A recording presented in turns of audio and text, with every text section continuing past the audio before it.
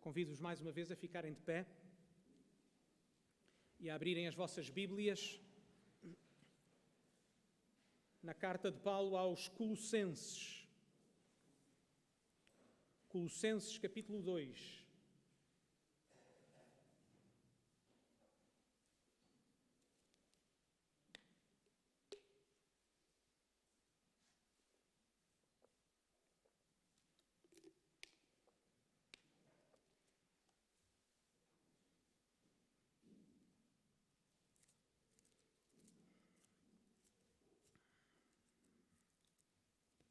Colossenses capítulo 2, vamos ler dos versículos 6 até 15. Colossenses capítulo 2, versículos 6 a 15.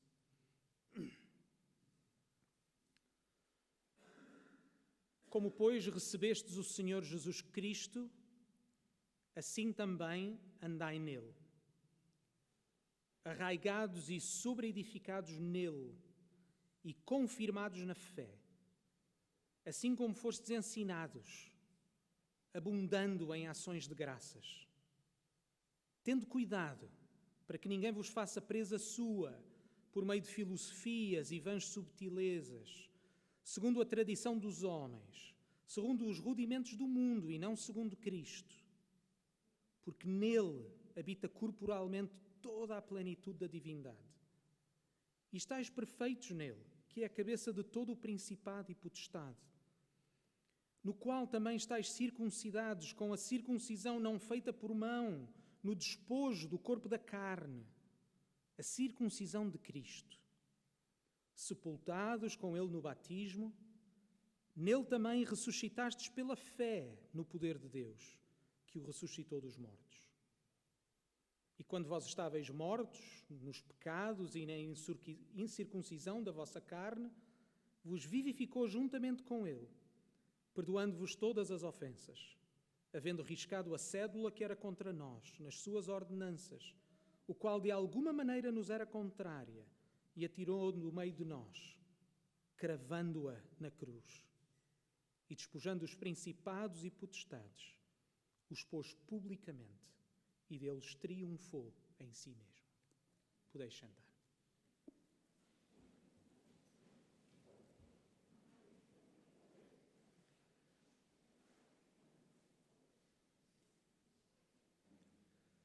Jesus é excelente e suficiente. Esta tem sido a mensagem que o apóstolo Paulo, temos visto, deseja que os cristãos na cidade de Colossos não se esqueçam. Paulo tem estabelecido a excelência e a suficiência da pessoa e da obra do Senhor Jesus na vida daqueles cristãos. Por outras palavras, porque Jesus é excelente, não existe mais nada, absolutamente mais nada do que eles necessitem do que aquilo que Jesus é e daquilo que Jesus fez e faz. Temos visto, e se virem mais uma vez no capítulo 1, dos versículos 14 a 20, vimos como Paulo apresentou Jesus aos Colossenses, e peço que possam mais uma vez ver nos vossos textos, nas vossas Bíblias. Nós vimos, quando vimos este texto, respondemos à pergunta: quem é Jesus? Paulo quer representar Jesus visível à frente daqueles cristãos, para que eles mais uma vez possam ser lembrados de quem é o seu Senhor, de quem é o seu Deus. E ao respondermos a esta pergunta, segundo este texto, vimos, vejam nos versículos 14 e 20 do capítulo 1, de que Jesus é o instrumento de Deus para a nossa salvação. Ele é através de quem nós podemos ser salvos por causa do seu sacrifício. Celebramos agora, neste tempo, o Natal, o momento em que Jesus se fez homem, em que Jesus se humilhou ao ponto de, sendo Deus com o Pai e com o Espírito Santo, se ter tornado homem. Mas, meus irmãos, lembrem-se qual foi o propósito dessa encarnação. O propósito dessa encarnação foi para, no fim, poder, enquanto homem perfeito, maduro e completo, dar a sua vida por nós naquela cruz. Através dele nós somos salvos por causa do seu sacrifício. Depois vemos também versículos 15, ou o início do versículo 15 e versículo 19, que Jesus é a imagem perfeita de Deus e concluímos porque Ele é o próprio Deus. Ele não é apenas o instrumento de Deus, Ele é o próprio Deus. Vimos, número 3, que Jesus é o primogênito da velha e da nova criação. Final do versículo 15 e versículo 16 e também o versículo 18. Concluímos que este termo primogênito significa que Ele tem autoridade. Ele é rei. Ele tem autoridade sobre todas as coisas. Porque Ele é Deus. Ele tem esta autoridade. E finalmente, como clímax dessa apresentação que Paulo tem nos versículos 16 e 17 do capítulo 1, de que Jesus é a origem, o fim, é aquele que sustenta todas as coisas. Vejam o final do versículo 16. Tudo foi criado por Ele e para Ele. E Ele é antes de todas as coisas e todas as coisas subsistem por Ele. Todas as coisas têm significado nele, porque Ele dá significado a todas as coisas. Por isso afirmamos que Jesus é a medida de todas as coisas, de que todas as coisas neste universo e, consequentemente, cada detalhe das nossas vidas encontra significado e razão de existência na pessoa do Senhor Jesus. É por isso que a identidade cristã, mais tarde, Paulo vai dizer, no capítulo 3, versículo 3, de que a nossa vida está escondida com Cristo em Deus. A nossa vida pertence a Ele. Mas ao mesmo tempo Ele guarda a nossa vida. Nós somos dele. Ele é a razão da nossa existência. Ele é a nossa identidade. E este conhecimento acerca de quem Jesus é, falamos, não é apenas reservado a coisas na nossa mente, no nosso intelecto. Não é apenas saber coisas acerca de Jesus. Não é possível conhecer este próprio Jesus. Não é possível conhecer Deus de forma pessoal e ficar na mesma. De que este Jesus, quando se encontra connosco, produz uma transformação radical na nossa vida. Que transforma radicalmente a nossa vida. E por isso vos é necessário nascer de novo. É-nos dada uma nova vida nele. Que este conhecimento tem consequência. Que este conhecimento se torna prático e pessoal. E é por isso que logo a seguir a Paulo colocar e representar Jesus à sua frente neste hino magnífico, no versículo 21, as primeiras palavras são a vós. Paulo diz assim, aquilo que é verdade acerca de Jesus tornou-se uma realidade na vossa vida. Não eram apenas abstrações, não são apenas afirmações, não são apenas boas poesias, não é apenas boa música, é a realidade nas vossas vidas. Este Jesus chegou a vós. A mensagem acerca de Jesus, sendo uma verdade universal, sendo uma mensagem de salvação anunciada a todos, ela tem de ser encarnada e recebida de forma pessoal. É por isso que quando Paulo aplica esta voz a eles, nós vimos uma série de contrastes, dos versículos 21 a 23. Vejam mais uma vez quando Paulo começa a dizer a vós também. Fala sobre um contraste de tempo. Diz-lhes assim, noutro tempo, agora, contudo. Notamos como a vinda de Jesus não apenas foi uma mudança e criou uma divisão radical no tempo da humanidade. Ainda hoje, nós marcamos o tempo e os anos como antes e depois de Cristo. Mas isto também é a realidade na vida de cada cristão. É que também existiu um tempo em que nós estávamos sem Ele. E houve um tempo em que Ele se encontrou connosco. E a partir daí, nada foi igual. Existe um contraste, por isso, também, não apenas de tempo, mas de relacionamento. Diz-nos assim, vocês eram estranhos, diz-nos o texto. Agora, contudo, diz, vos reconciliou com Deus. O nosso encontro pessoal com Jesus resultou numa mudança radical do nosso relacionamento com Deus. Estávamos em inimizade contra Ele. Quer estivéssemos conscientes ou não, podíamos estar na nossa própria ignorância, mas o facto é que nos rebelámos contra Deus e estávamos debaixo da sua condenação. Mas agora, por causa de Jesus e só por causa dele, nós fomos reconciliados com Deus. Mas esta reconciliação traz-nos também, então, uma mudança e um contraste de vida. Vejam mais uma vez nos textos ainda no capítulo 1. Por um lado, noutro tempo, vocês viviam como? Pelas vossas obras más. Agora, contudo, que Ele vos reconciliou com Deus, reconciliou-nos com Deus para quê? Diz-nos o texto. Para vos apresentar santos, irrepreensíveis e inculpáveis perante Ele. Entendem, irmãos, o que está em jogo, ou o que estava em jogo era o nosso próprio coração. O nosso próprio coração precisava de ser transformado. Estávamos em inimizade contra Deus e por nós próprios não tínhamos qualquer capacidade de mudar a nossa situação. Jesus fez o que nós não éramos capazes. Mas Jesus mudou radicalmente a nossa vida. Deu-nos uma nova identidade. Renunciámos ao nosso modo de pensar, ao nosso discernimento próprio, ao nosso modo de agir e submetemos-nos totalmente a este Senhor que nos salvou. E depois de falar sobre os Colossenses, Paulo não fala apenas sobre eles, Paulo fala também sobre si próprio e sobre o seu ministério. Jesus é também a sua identidade e ministério. Paulo não está a escrever àquela igreja, a dizer-lhes, olha, façam o que eu digo, mas não façam o que eu faço. Antes está a dizer, olha, façam o que eu vos digo, porque aquilo que eu vos digo é o que eu procuro fazer. Aquilo que eu vos digo, aquilo que vos apresento perante vocês é aquilo que eu próprio recebi. E por isso vimos, a partir do versículo 24 do capítulo 1 até ao versículo 5 do capítulo 2, vimos como Paulo apresenta Jesus de 3 formas. Jesus como o seu modelo do seu serviço, e ele em particular fala sobre o seu sofrimento. Todas as coisas que eu sofro por causa de vocês, mas faço da forma como Jesus fez. Assim como Jesus deu a vida por vocês e sofreu por vocês, eu sigo o mesmo modelo. Ele fala também como Jesus é o conteúdo do seu ministério e da sua pregação. Nos versículos 26 e 27 do capítulo 1, ou nos versículos 2 e 3 do capítulo 2. Jesus é quem ele prega. Jesus é de quem ele fala. Jesus é quem ele apresenta, não ele próprio. Tudo o que ele faz tem a ver com este Senhor que o salvou.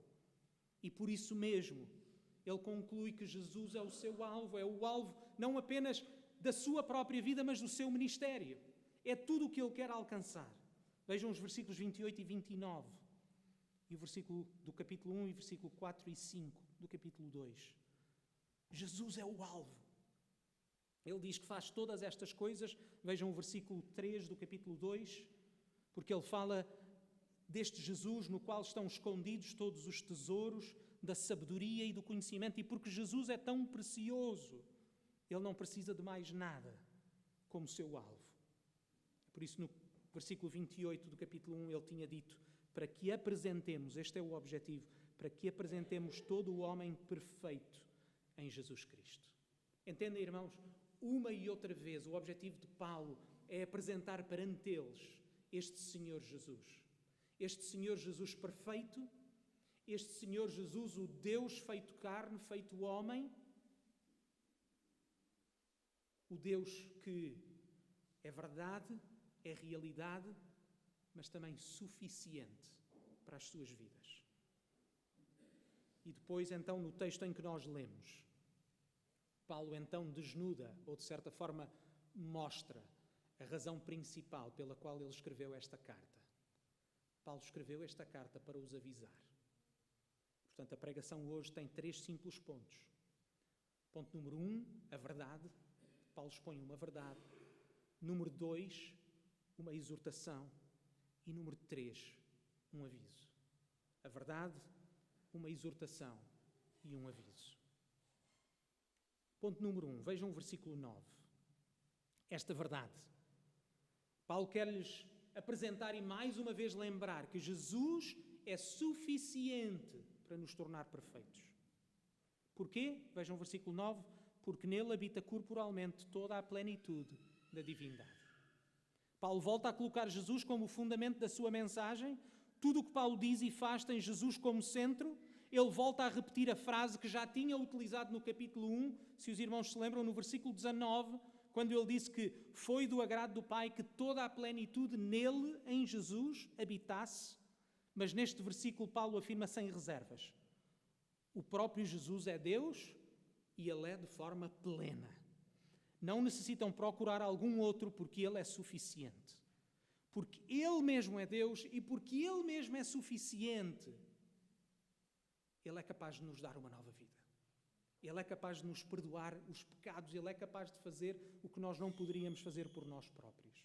Vejam os versículos 10 a 14.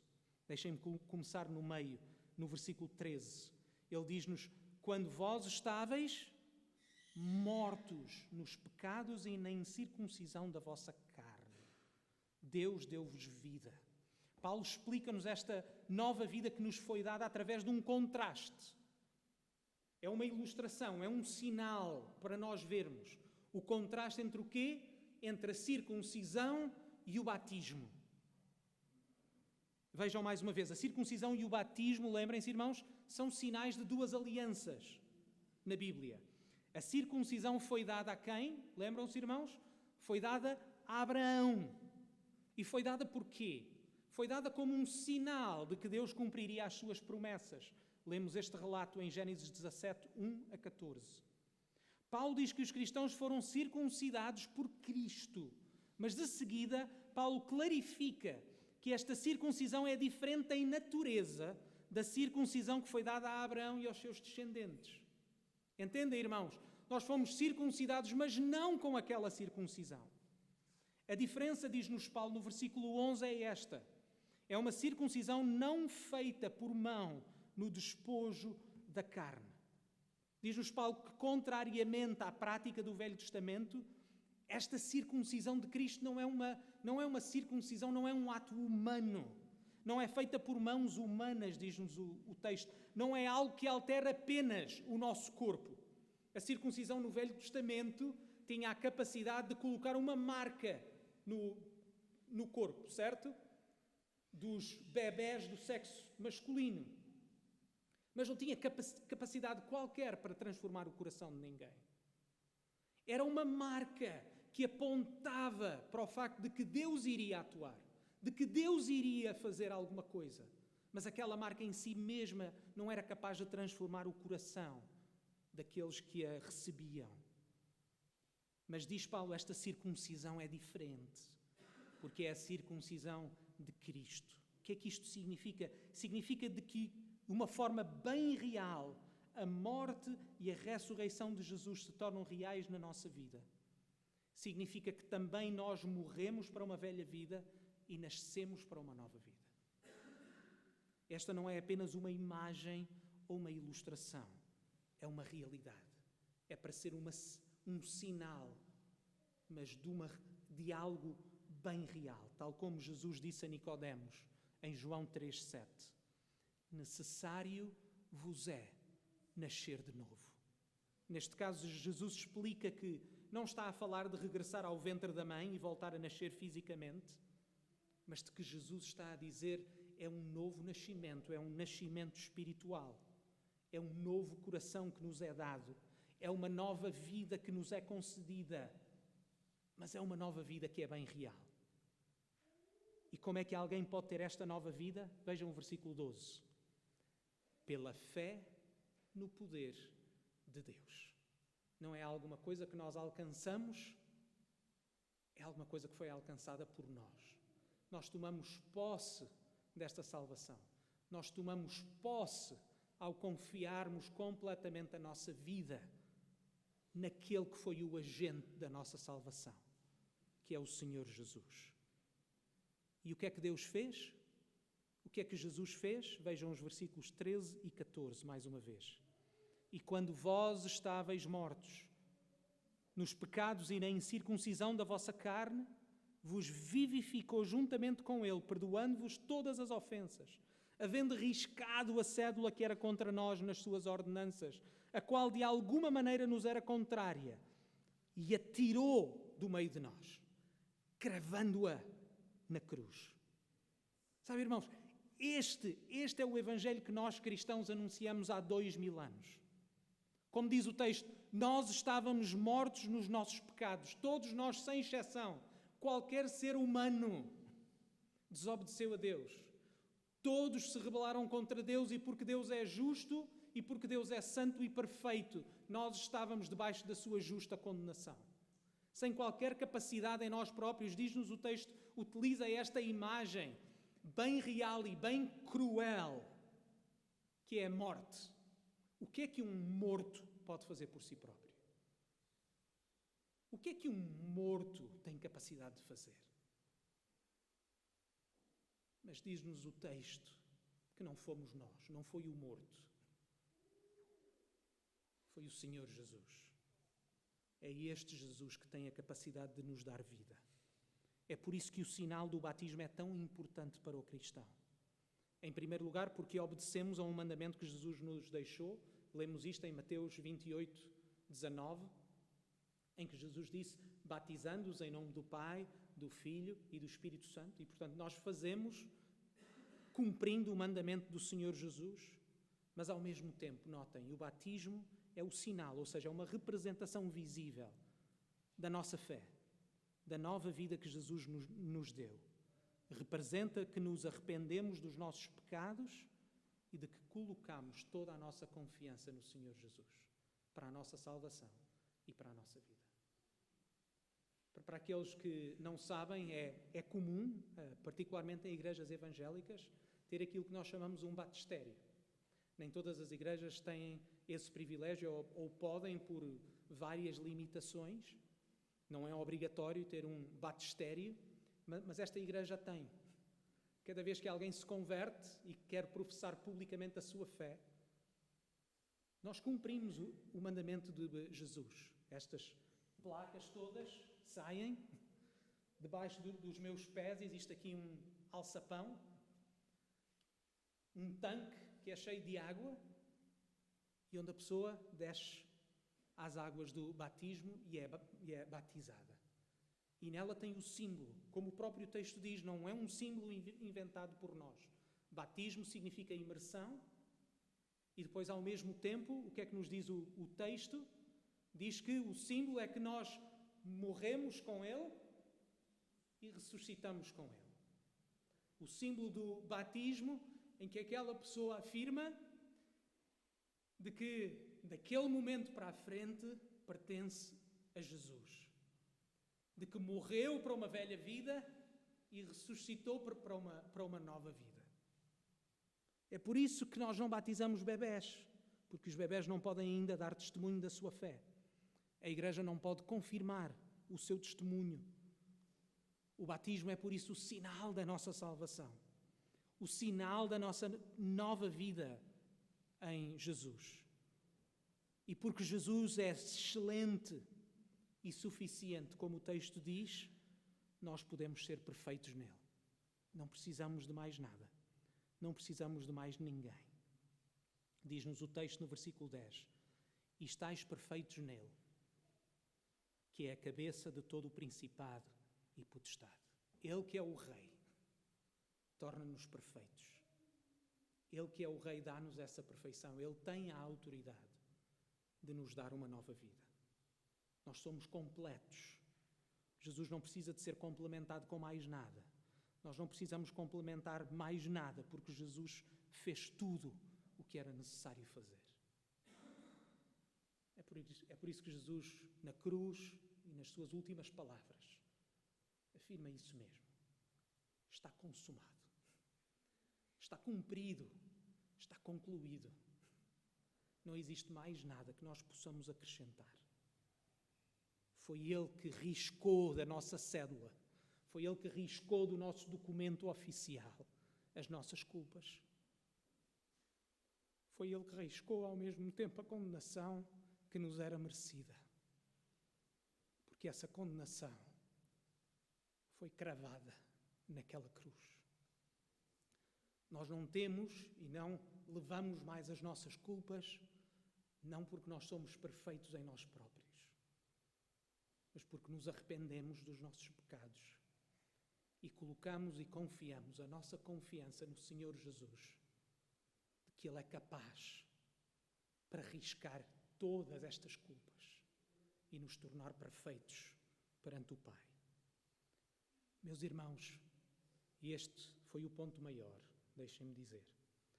Se Jesus é suficiente, se Jesus é excelente e suficiente para nos tornar perfeitos, Então, meus irmãos, número 2, tomemos esta exortação.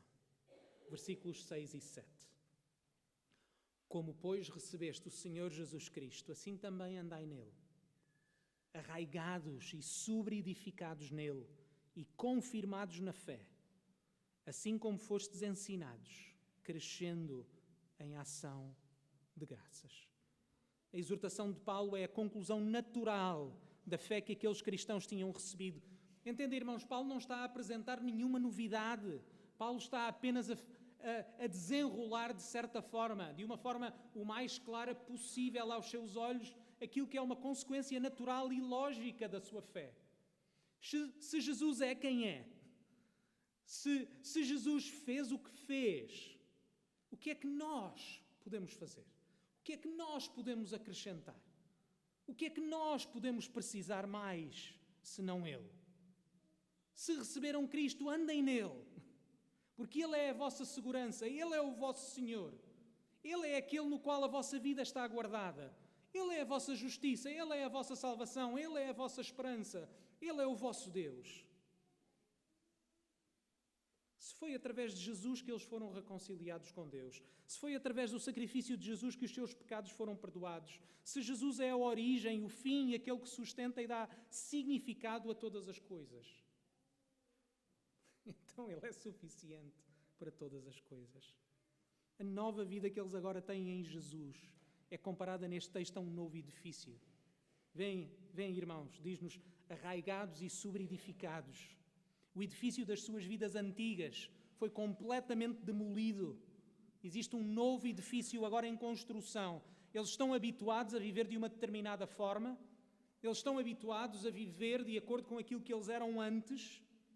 Mas eles agora são cristãos. O que significa que eles agora pertencem a Jesus, que Ele é o seu Senhor, que receberam uma nova vida. E Paulo está simplesmente a dizer-lhes, essa nova vida que vocês receberam, vivam-na. Não continuem na vossa vida passada. A vossa vida passada era uma vida de culpa, era uma vida de condenação, era uma vida de desobediência a Deus. Vocês estão livres dessas coisas. Jesus riscou a cédula. Não mais têm esse fardo na vossa vida. Vivam a vossa vida. Vivam a liberdade que Jesus vos deu para viverem para Ele. Por isso, como diz o texto, eles devem estar arraigados, ou seja, fundamentados. Jesus deve ser o fundamento. Eles devem estar edificados, o edifício da sua vida. É sobre esse fundamento, sobre essa base. Esta sua vida deve ser construída de acordo com a fé que eles abraçaram, com a fé que os salvou. Eles não podem de nenhuma forma esquecer a razão da sua fé. Eles não podem esquecer as bases da sua salvação e da sua esperança. É por isso que, número 3, Paulo tem um aviso. Vejam o versículo 8. Tende cuidado. Tende cuidado. Tende cuidado para que ninguém vos faça presa sua, por meio de filosofias e vãs subtilezas, segundo a tradição dos homens, segundo os rudimentos do mundo e não segundo Cristo. Tende cuidado. Esta é a grande preocupação que o apóstolo Paulo tem. Esta é a razão que o levou a escrever esta carta. Paulo está preocupado com aquilo que ele chama de algumas filosofias que se têm infiltrado naquela igreja. E veremos isto em maior pormenor, porque Paulo fala sobre alguns destes exemplos do que são estas filosofias, e veremos isto na próxima semana, se Deus quiser. Mas a grande preocupação de Paulo é dizer-lhes, não se esqueçam de quem vocês são. Não se esqueçam da nova vida que Jesus vos deu. Não voltem atrás aos rudimentos do mundo. Não voltem atrás àquela forma que vocês viviam. Paulo está preocupado que eles se esqueçam da razão da sua salvação e sejam tentados a acrescentar, nem que sejam pequenininhas coisinhas, àquilo que Jesus já fez. Paulo está a opor-se a qualquer coisa que possa acrescentar ao que Jesus fez, porque a preocupação é que há alguma coisa que possa colocar em causa a excelência de Cristo, há alguma coisa que possa fazer de Jesus menos valioso, ou menos excelente, ou suficiente do que Ele é. A ilustração aqui do tendo cuidado é da caça. Veem isso, irmãos? Os falsos profetas, com a sua falsa mensagem, são comparados a um caçador. E o que é que eles são? Eles são a presa. Paulo diz, não sejam caçados, não se deixem caçar nas artimanhas dessas pessoas. Este é um sério aviso que nós devemos continuar a tomar de forma séria, irmãos. Irmãos, notem, se a tentação fosse óbvia, nós não precisávamos de avisos. Precisamos de avisos porque muitas vezes são estas vãs subtilezas, são estas filosofias das quais nós não damos conta. Mas Paulo lembra, essas são apenas tradições de homens. Não abandonem a verdadeira mensagem. Seja em que geração for, a Igreja será sempre tentada a complementar Jesus com outras mensagens. Ao negarmos a suficiência de Jesus, por acrescentarmos outros ensinos ou outras práticas. Queridos irmãos, nesta época de Natal, nós somos lembrados do momento em que o próprio Deus se fez homem. Mas somos lembrados também do propósito da sua vinda. O Filho de Deus fez-se homem para salvar os homens, perdoando-nos os nossos pecados, reconciliando-nos com Deus. O Filho do homem fez-se homem para nos dar uma nova vida, baseada exclusivamente na sua excelência e suficiência. Irmãos, Jesus tornou-se homem. O Filho de Deus tornou-se homem. Para nós não vivermos mais para nós próprios, mas para vivermos para aquele que por nós morreu e ressuscitou, ou seja, Jesus. O Natal lembra-nos da razão e do propósito da encarnação. Lembra-nos da nossa necessidade, porque estávamos condenados perante Deus. Mas lembra-nos também da alegria da solução, que é o Senhor Jesus, excelente e suficiente. O Natal é a prova da necessidade que nós tínhamos do Senhor Jesus, mas é a prova também que Ele é suficiente. Porque se Ele esteve disposto a tornar-se como um de nós, se Ele esteve disposto a ir ao ponto de morrer por nós, não fará Ele por nós todas as coisas. Ele é suficiente, porque depois de ter cumprido a sua missão na terra, não existe mais nada que nós precisemos. Esta é a mensagem do Natal. Vamos orar.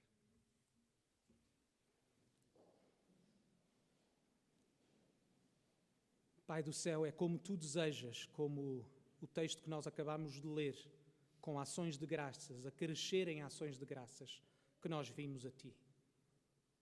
Porque ao sermos lembrados mais uma vez de quem Tu és, ao sermos lembrados de quem nós éramos, mas também ao sermos lembrados do Teu Filho Jesus e daquilo que Ele fez, da nova vida que nós temos nele, da nossa esperança, da nossa salvação. Ó Pai, resta-nos louvar, resta-nos agradecer, resta-nos dar glória ao Teu nome e resta-nos confiar em Ti e entregar-Te toda a nossa vida. Por isso, ó Pai, recebe a nossa adoração e ajuda-nos a crescer à imagem do Teu Filho. No nome dele nós oramos. Amém.